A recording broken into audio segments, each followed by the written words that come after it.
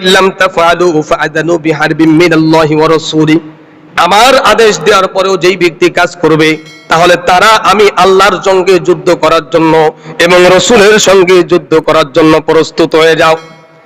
তাফসীরের ভিতরে আসছে কিয়ামতের ময়দানে এই জমিনের ভিতরে যারা সুদ খাবে, এই জমিনের ভিতরে যারা সুদী কারবারি করবে, লেনদেন করবে, এই অবস্থায় যারা মৃত্যুবরণ করবে, আল্লাহ নবী বিশ্ব নবী মুহাম্মদুর রাসূলুল্লাহ সাল্লাল্লাহু আলাইহি ওয়াসাল্লাম বলেন কিয়ামতের ময়দানে আল্লাহ পাক রব্বুল আলামিন বান্দাকে ডাক দিয়ে বলবেন, বান্দারে তোমার তলোয়ারটা উঠাও, আমি আল্লাহর সঙ্গে যুদ্ধ করার জন্য প্রস্তুত হয়ে যাও।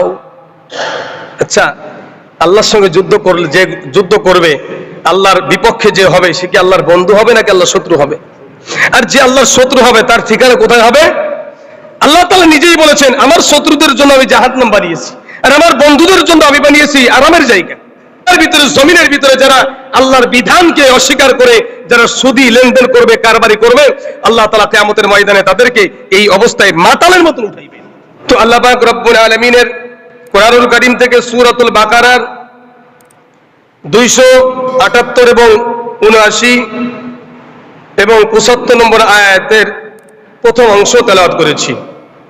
আল্লাহ পাক রব্বুল আলামিন যখনই কোন কোরআনের আয়াত গুরুত্বপূর্ণ বিষয়ে আল্লাহর পক্ষ থেকে নাজেল হয়েছে, তার পিছনে একটা কারণ রয়েছে।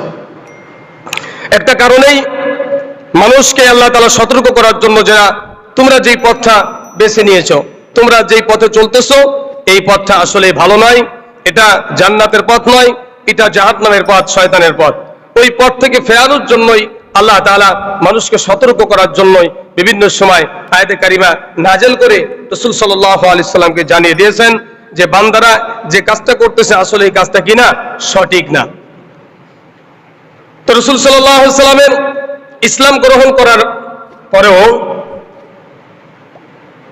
মক্কা এবং মদিনার ভিতরে একটা প্রথা চালু ছিল, যেটা আমাদের দেশেও আছে, অনেকেই আমরা এটা করি। মানুষ একটা মাল, দোকান থেকে একটা মাল বিক্রি করছে, মালটা বিক্রি করছে, ভাই এটা তোমার কাছে বিক্রি করলাম, এই মালটা 10 টাকা দাও, তবে এই 10 টাকা তোমার পরিশোধ করতে হবে 3 দিনের মধ্যে। যদি 3 দিনের মধ্যে পরিশোধ না করতে পারো তো আমাকে 12 টাকা দেওয়া লাগবে। এরপরে যে কয়দিন বেশি থাকবে প্রতিদিনে 1 টাকা বাড়বে। এটাকে আমাদের পরিভাষায় বলা হয় সুদ, আর কোরআনের ভাষায় বলা হয় রিবা।